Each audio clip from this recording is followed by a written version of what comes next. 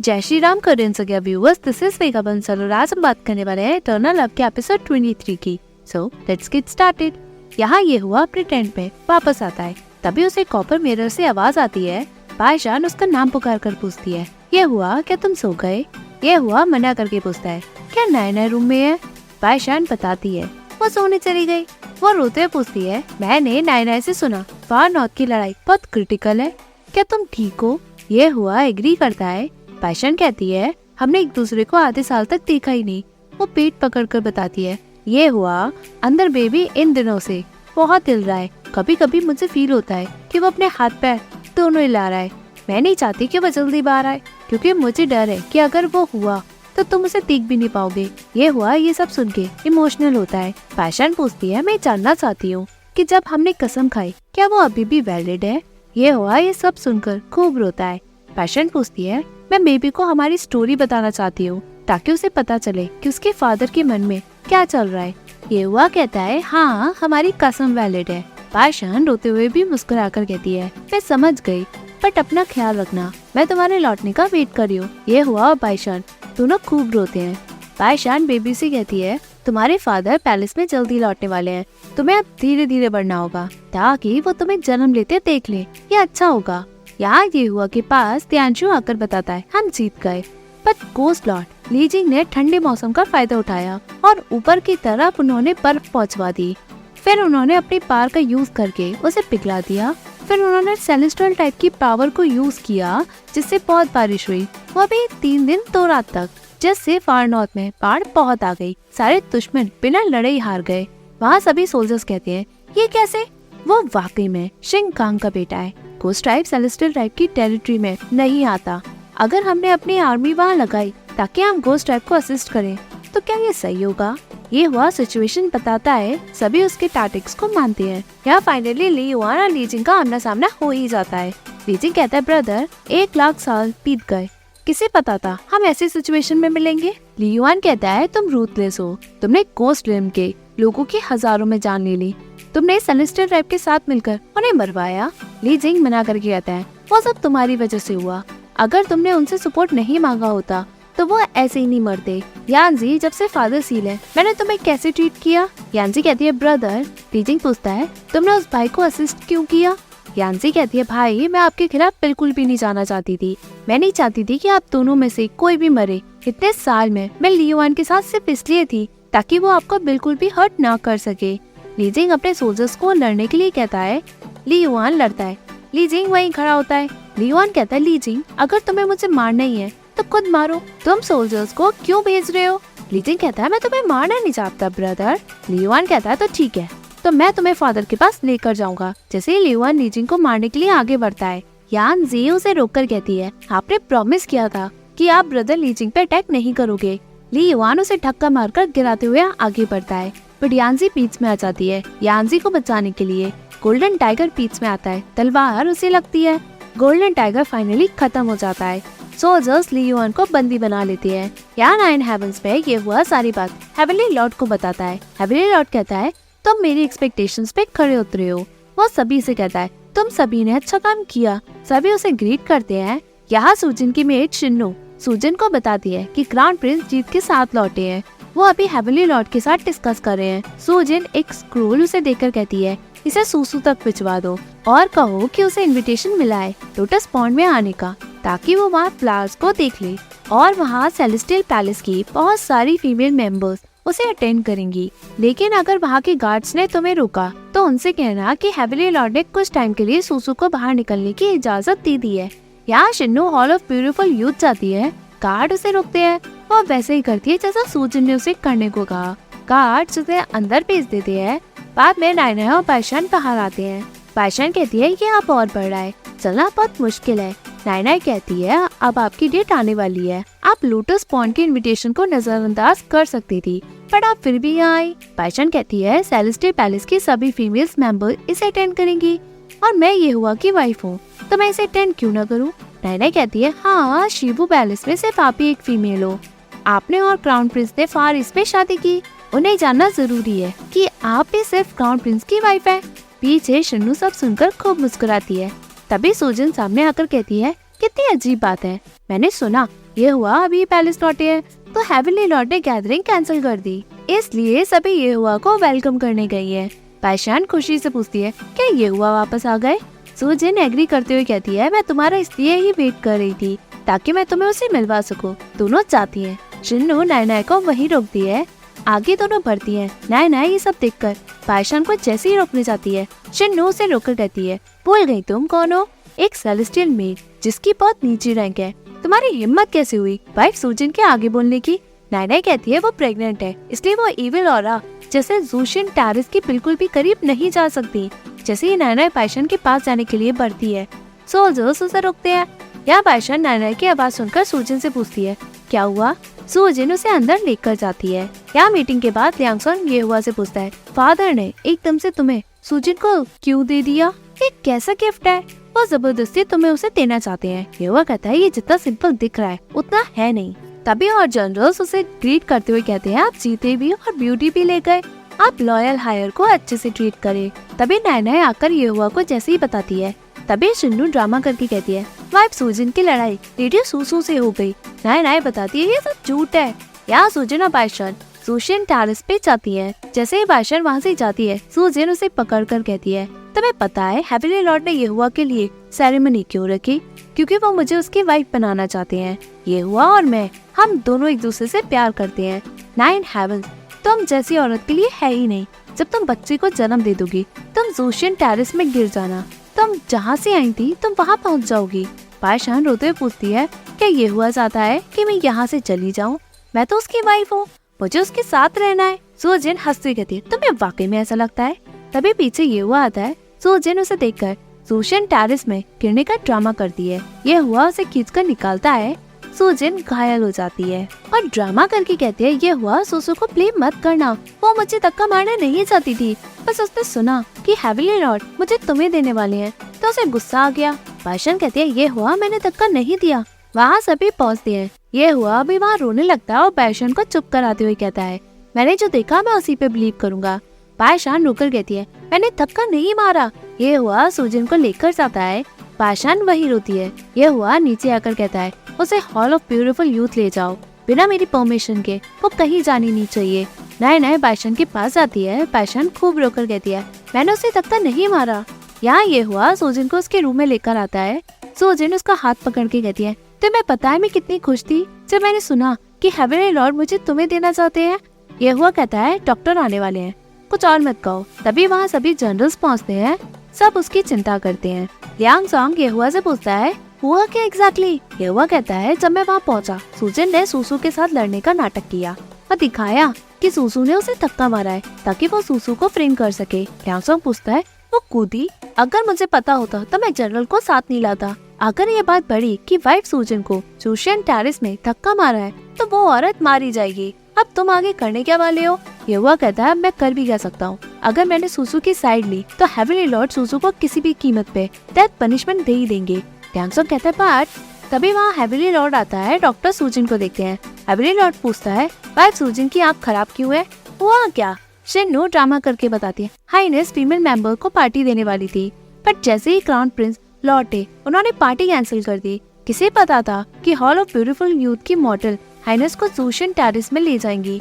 मैं नहीं जानती दोनों के बीच क्या हुआ, बट एकदम से उन्होंने हाइनेस को धक्का मार दिया। अच्छा हुआ क्राउन प्रिंस टाइम पे आ गए, इसलिए वो बच गई। एक जनरल कहता है क्या उस औरत की इतनी हिम्मत कि उसने वाइफ सूजिन को हर्ट किया? ये लॉयल ट्राइब की इकलौती हायर बची है। सेलेस्टियल ट्राइब को बचाने के लिए पूरे ट्राइब ने सैक्रिफाइस किया। हम सभी चाहते हैं कि हेवनली लॉर्ड इस मैटर को अच्छे से ट्रीट करें। उस मॉडल की हिम्मत तो देखो, उसने जूशियन टैरिस में धक्का मार दिया। सभी सोल्जर सूसू को पनिश करने की बात करते हैं। तभी सूजिन कहती है अंकल उस मॉडल पे इतना गुस्सा मत करो, वो क्राउन प्रिंस के बच्चे की माँ है, वो मेरे साथ ऐसा करना नहीं चाहती थी। हेवनली लॉर्ड कहता है आगे तुम कुछ मत करो, मैं तुम्हें जस्टिस दूंगा। वो ये हुआ से पूछता है सूजन हायर है लॉयल ट्राइब से, सेलेस्टियल ट्राइब उसे अच्छे से ट्रीट करेगा। सूसू की वजह से सूजन बहुत घायल है। अगर ये मैटर अच्छे से हैंडल नहीं हुआ तो बहुत सारे ऑफिशियल को बहुत दुख होगा।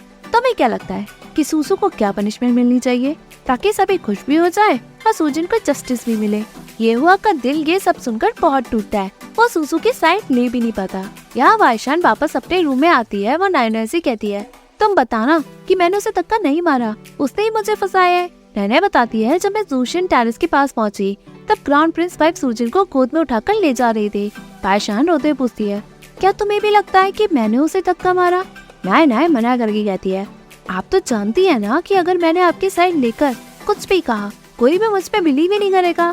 वाईशान एग्री करके कहती है, ये हुआ को भी मुझ पे बिलीव नहीं है तो औरों को क्या होगा? सूजन और ये हुआ चाइल्डहुड स्वीट हार्ट्स है। वो उसे सबसे ज्यादा प्यार करता है। वो मुझ पे बिल्कुल बिलीव ही नहीं करेगा। नायना पूछती है, आप ऐसा क्यों सोच रही है? सूजन हेवनली लॉर्ड की दूसरी वाइफ है। वाईशान कहती है, वो ज्यादा टाइम तक नहीं रहेगी, उसे ये हुआ को दूसरी वाइफ बनाने का मौका मिल गया है। नायना शॉक होती है। वाईशान कहती है, मैंने उसे धक्का नहीं मारा। ये हुआ एक तरफ की स्टोरी पे बिलीव नहीं करेगा, बट वहाँ बहुत लोग थे, सबने देखा होगा कि मैंने उसे बिल्कुल धक्का नहीं मारा। वो जाती है बट गिर जाती है। वाईशान दर्द में होती है। यहाँ ये हुआ कलेजे पे पत्थर रख के हेवनली लॉर्ड से कहता है, आप सही है, शायद मैंने ही सही नहीं देखा। मैंने वाइफ सूजन से ही सुना कि सूसू ने उसे जानबूझकर धक्का नहीं मारा, भले ही अनइंटेंशनल हो। वाइफ सूजन की आँख खराब हो ही गई। सो मॉर्टल ने सेलेस्टियल वाइफ को जूशियन टेरेस से धक्का मारा। सूसू की हरकत को नजरअंदाज किया जा नहीं सकता। अगर मैं सूसू की आँख हैंड ओवर करूँ और लाइटिंग पनिशमेंट 3 साल तक दूं, तो क्या सब खुश होंगे? सभी जनरल्स एग्री करते हैं। हेवनली लॉर्ड भी एग्री करता है। यह वो कहता है, सूसू ने एक बार मेरी जिंदगी बचाई है और आप ही ने मुझे सिखाया है कि जिसने अपना कर्ज नहीं उतारा वो सही इंसान नहीं है। सूसू यहाँ मेरी वजह से आई है। अब ऐसा एक्सीडेंट हो गया है तो मैं सारे कॉन्सिक्वेंसेस झेलूंगा। वैसे भी उसके पेट में मेरा बच्चा है, इसलिए मैं उसकी जगह लाइटनिंग पनिशमेंट 3 साल लेने तक के लिए तैयार हूँ। हेवनली लॉर्ड पूछता है, तुम उसकी जगह पनिशमेंट लोगे? ये हुआ एग्री करके कहता है, मुझे उसका कर्ज चुकाना है और ये मेरे बच्चे के लिए भी। हेवनली लॉर्ड एग्री करके कहता है, आज ही उसकी आँख निकल जानी चाहिए। डॉक्टर उसे सूजन की आँख में लगा देंगे। उसके बाद जेड मैनर में जाओ लाइटनिंग पनिशमेंट के लिए। लॉर्ड वो हुआ राइट पर्सन है। वो तुम पे इसलिए लीनियंट नहीं होंगे क्योंकि तुम एक क्राउन प्रिंस हो। याद रखना, ये 3 साल के लिए एक भी दिन कम होना नहीं चाहिए। ये हुआ एग्री करके कहता है, मुझे प्लीज अलाउ करें कि मैं सूसू की आँख खुद निकाल लूं। हेवनली लॉर्ड पूछता है, क्या तुम खुद करना चाहते हो? ये हुआ एग्री करता है। हेवनली लॉर्ड फाइनली मानता है। ये हुआ की आंखों में आंसू होते हैं। यहाँ डॉक्टर वाईशान को चेक करके नायना को बताता है, प्रिंस अब बिल्कुल ठीक है, रेडियो सूसू भी बेटर है।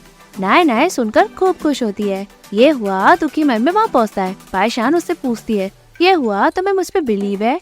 ये हुआ वहाँ नायना और डॉक्टर को बाहर भिजवाता है। वाईशान पूछती है, ये हुआ तुम्हें मुझ पे बिलीव है ना? मैंने उसे धक्का नहीं मारा, मैं उसे धक्का मार ही नहीं सकती, तुम तो जानते हो, इसलिए तुम मुझसे मिलने के लिए यहाँ आए हो ना? ये हुआ कहता है, हाँ मुझे तुम पे बिलीव है कि तुमने उसे धक्का नहीं मारा। वो खुद कूदी और रोते हुए बताता है, सूजन की आंखें जल गई और अब वो अंधी हो गई है। तुम्हें डेथ से बचाने के लिए मुझे तुम्हारी आंखें उसे देनी होगी। और रोते हुए कहता है, तभी हेवनली लॉर्ड शांत होंगे। वाईशान पीछे जाकर दुखी मन में कहती है, क्यों? वो रोते हुए पूछती है, तुम ऐसे कर कैसे सकती हो? क्या तुम्हें मुझ पे बिलीव नहीं है? ये हुआ उसके पास जाकर कहता है, सूसू सारी गलती मेरी है, मैं तुम्हें बचा नहीं सकता। वाईशान रोती है। ये हुआ कहता है, मैं तुमसे शादी करूंगा, आज के बाद मैं तुम्हारी आंख बनूंगा। वाईशान रोकर मना करके कहती है, ये हुआ तुम ऐसा मत करो। दोनों खूब रोते हैं। ये हुआ वाईशान की आंख निकाल लेता है। यहाँ वाईशान सोकर उठती है, उसकी आंख में पट्टी लगी होती है। वो कहती है, मेरी आंख। वो गिरकर खूब रोती है, मेरी आंख। नायना भी रोते हुए आती है। वो वाईशान को देखकर कहती है, डॉक्टर ने कहा है कि आप ज्यादा स्ट्रेस ना लें, जितना टाइम आप रेस्ट करोगी उतनी चीजें बेटर होंगी। वाईशान पूछती, क्या अब मैं ठीक हो पाऊंगी? बताओ क्या करूँ ठीक होने के लिए? मेरी तो आंखें ही चली गई, कैसे ठीक होंगी मैं? दोनों खूब रोती है। यहाँ ये हुआ लाइटिंग पनिशमेंट के लिए जाता है। लॉर्ड वो हुआ बताता है, 3 साल के लिए 49 स्ट्राइक्स हर दिन लेने होंगे, एक भी कम नहीं। लाइटनिंग तुम्हें हार्म नहीं करेगी, बट जब भी तुम्हारी बॉडी पे पड़ेगी तुम्हें अंदर से झंझोड़ के रख देगी। बहुत सारे राइटीज उस दर्द से बेहोश भी हो चुके हैं। क्या मैं यहाँ से सबको हटा दूँ? ये हुआ मना करके लाइटनिंग पनिशमेंट लेने के लिए जाता है। वो ये सब वाईशान के लिए करता है। फाइनली लाइटिंग पनिशमेंट स्टार्ट होती है। ये हुआ एक एक करके सभी लाइटिंग पनिशमेंट लेता है।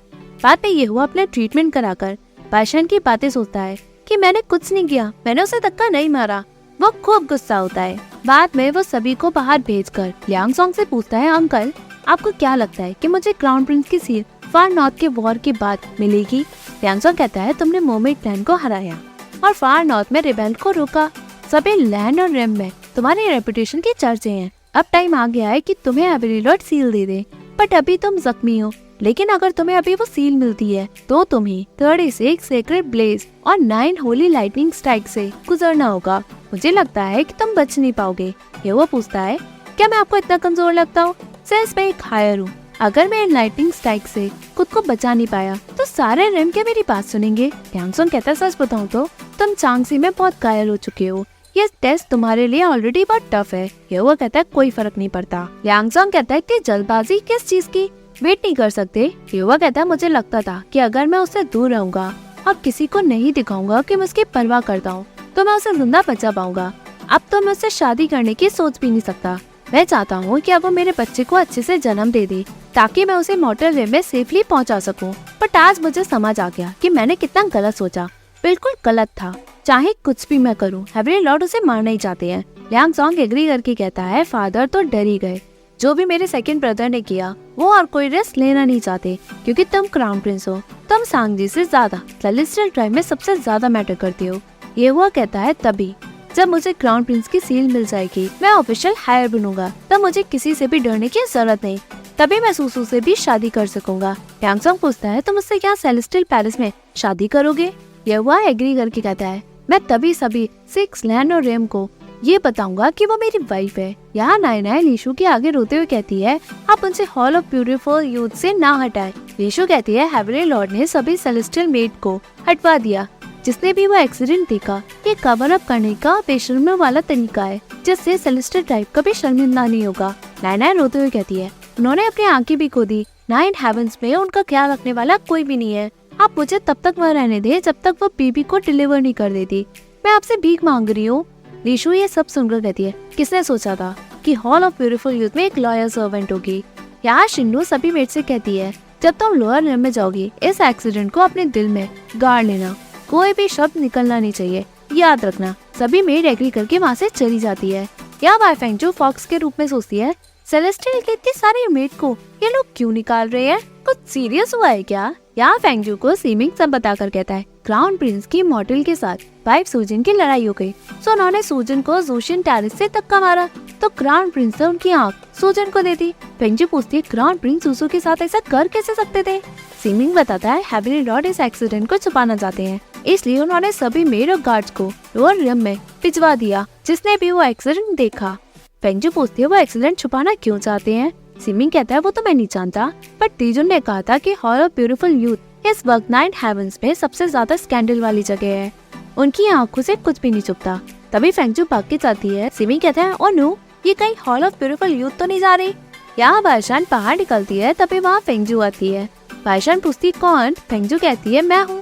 क्या तुम मुझे नहीं पहचानती?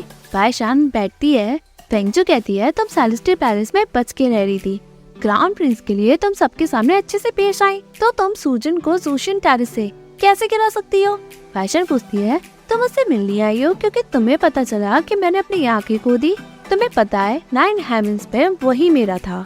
मैंने सोचा था कि जब मैं बेबी को जन्म दे दूंगी तब हम 10 माइल सी ऑफ क्लाउड को एक साथ देखेंगे जहाँ सनलाइट बहुत चमकती है। बट अब मैंने अपनी आंखें खो दी है तो मैं देख भी नहीं सकती। फेंगजू वहाँ से चली जाती है। तभी सूजन वहाँ आती है जो बायशान की आंखें यूज कर रही होती है। वो कहती है तुम्हारी आंखें उसके लिए कोई मायने नहीं रखती। बायशान कहती है सूजन। तभी एपिसोड एंड होता है। Hey viewers, if you like this video please like, share and subscribe this Korean सग्या YouTube channel and don't forget to follow me on Facebook page Korean Sagya as well as Instagram account Korean.Jagya. Thank you.